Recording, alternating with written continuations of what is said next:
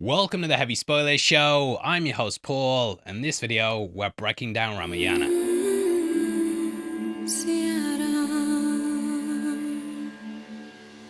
Ramayana, the epic upcoming film, is set to release on Diwali 2026, and there's a lot to unpack from the first glimpse we've been given. I've had lots of requests on the channel to talk about the movie, so I thought we'd dive into what's been put out so far. Throughout this video, we'll be going through the official first look and talking about everything you need to know. This is an epic I've really tried to dive deep into to understand everything I could about it and what we might potentially see in it. If you're unfamiliar with Diwali, like I was, or the story behind it, or even the big names working on the film, then this is the video for you. Throughout it, we'll be going through everything we know so far, and I can't wait to get into it. If you enjoy it, please hit the thumbs up and make sure you subscribe for more updates on the movie. With that out of the way though, thank you for clicking this. Now let's get into Ramayana.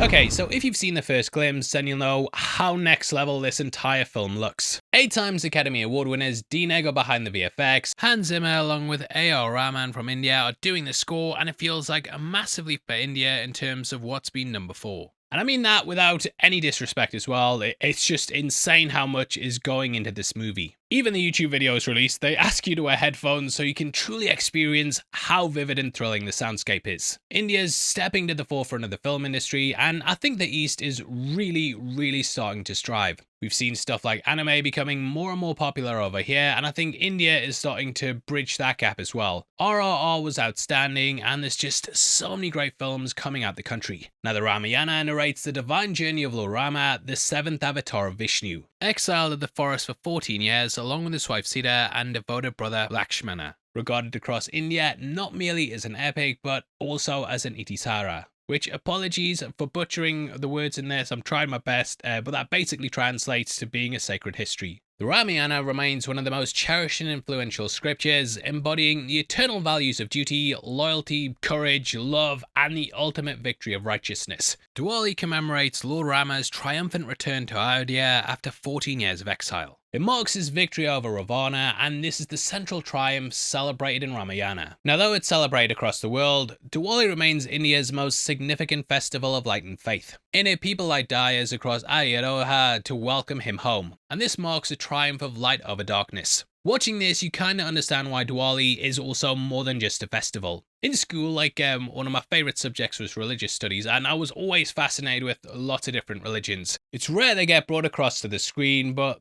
they're some of the foundations of our society. And I think this film really celebrates that. Diwali is basically a moment when light returns after a long darkness, and visually the film looks like it's bringing that to life. Now, since its creation, the story's become a cultural cornerstone that's influenced art, literature, dance, and now this brand new movie. At its heart though, it's a story about good versus darkness.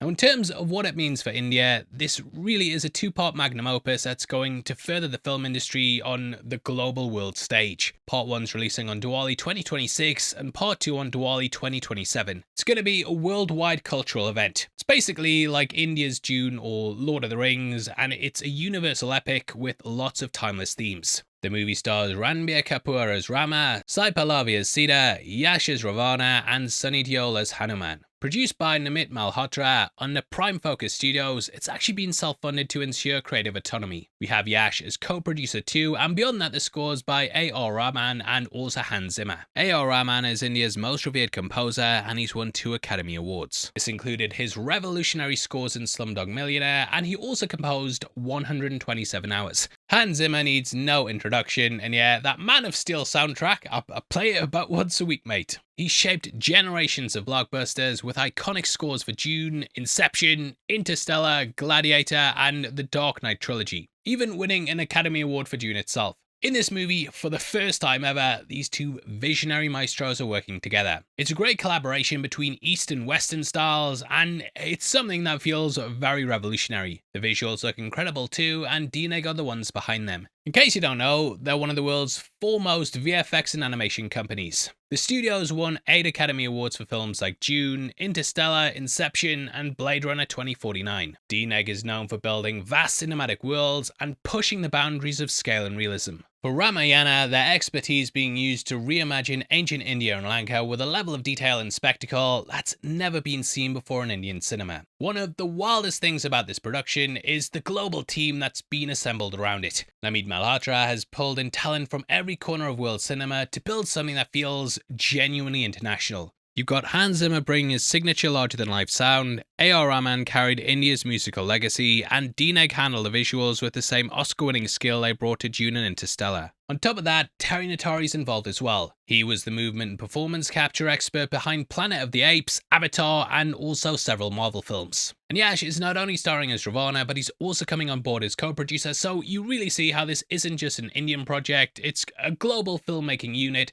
coming together around one of India's most important stories. And you can fully see that in the first glimpse. I actually played it on my OLED and I just blacked out the room and it was insane watching these visuals. I think it's one of those films that you need to go to the cinema for, and it's so immersive and epic. I think in the end the film's ramping up to be something special for not only India but also Diwali itself. Again, I don't really know that much about the festival, but I think having a film like this really helps to shed light, pun not intended, helps to shed light on what exactly it is and the myth behind it. And yeah, when they're working at this scale, all the people that are getting involved, it's clear they're taking it seriously and doing everything they can to make this right. And yeah, I'm kind of blown away by the production values on this stuff. I often get sent comments like, oh, you should watch this, I'll break this down, but this really stood out to me because of how good it looks. I think when you see names like Hans Zimmer attached to it, it's just a no-brainer to me to go out and see it. Also, the fact it's filmed for IMAX is going to make for a massive cinematic experience. I think over the last couple of years, people have sort of moved towards certain expectations when we go out to the cinema. And a lot of people want to be entertained by something that they feel is an event. This looks like it's going to be that kind of movie that bridges the gap between people who already are well-versed in Indian history and also people like me who don't really know that much and can't really pronounce most of the names. So yeah, come Diwali 2026, I'm going to try and be an expert. But yeah, I'm very excited to see this film, and hopefully this video has filled in some of the info on the movie that's got you excited too. There's a lot I'd love to learn about as well. I know my knowledge isn't as good as it could be, so if you have any comments, thoughts, things I missed out, things you want to add as well, then make sure you drop them in the comment section below. If you want to follow us on Instagram as well, then make sure you check us out at Heavy Spoilers. Did you know that members of the channel also get early access to videos, and if you click the join button, you get at least one breakdown a week before anyone else. Costs just 99 cents a month, and we try to set it at a price where hopefully it's not a lot to you, but if a lot of you do it, it will mean a lot to us. We also have lots of our merch at the merch store below, so if you want to get something for yourself just in time for Christmas, make yourself look good, then yeah, go check that out because we've got a big sale on right now. Everything is 10% off, and then the more you buy, the more of a discount you get. So yeah, huge thank you for all your support. Thank you for watching the video, and if you want something else to watch, we've got a breakdown on screen right now. That is going over a video that YouTube has selected for you as being the perfect thing on the channel that you want to watch. I clicked best video, recommend the best video for the viewer. So yeah, it's got you there, mate. You're gonna have to go watch it now. But yeah, with that out of the way, thank you for watching this one. I've been your host, Paul. You've been the best, and I'll see you next time. Take care. Peace.